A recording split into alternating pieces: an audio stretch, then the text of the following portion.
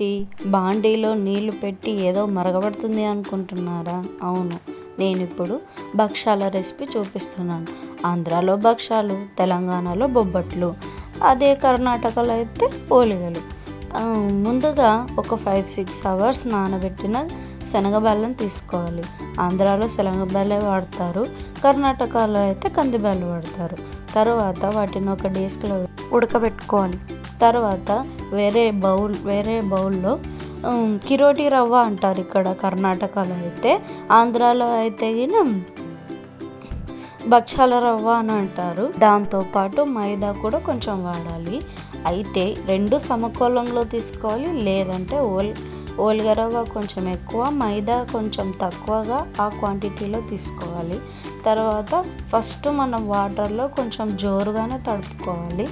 తర్వాత చూడండి కన్సిస్టెన్సీ నేను ఎలా చేస్తున్నాను అనేది.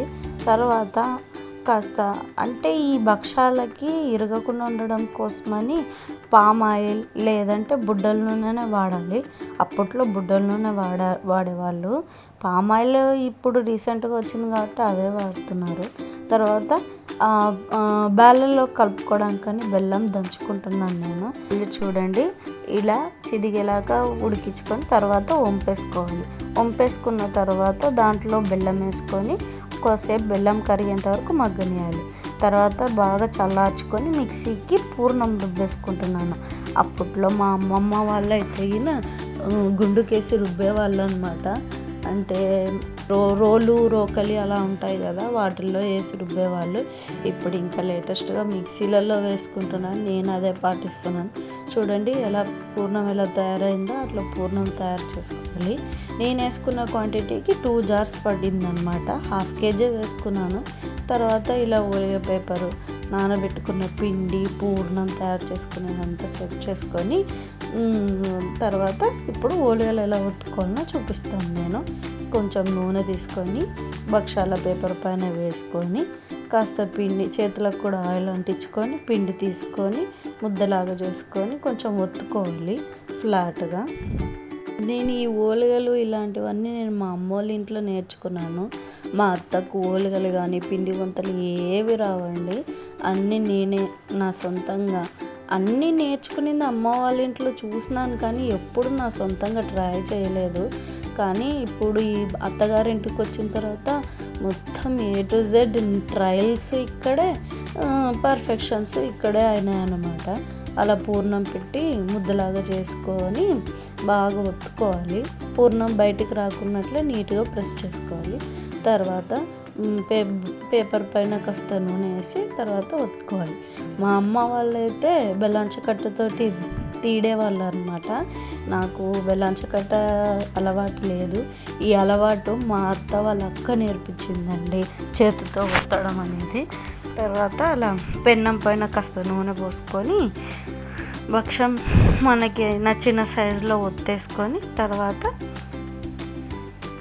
పెన్నం పైన వేసేసుకోవడమే. యాక్చువల్గా ఇంకా కొంచెం పెద్దగా వస్తాయి, కానీ నాకు తిప్పేటప్పుడు ఏమన్నా ఇరిగిపోతాయేమో అని భయం. నేను ఇక్కడ ఇంకొకటి చెప్తాను. భక్షాలు మనం ఎప్పుడో ఒకసారి చేసుకుంటాం, డైలీ చేసుకోము.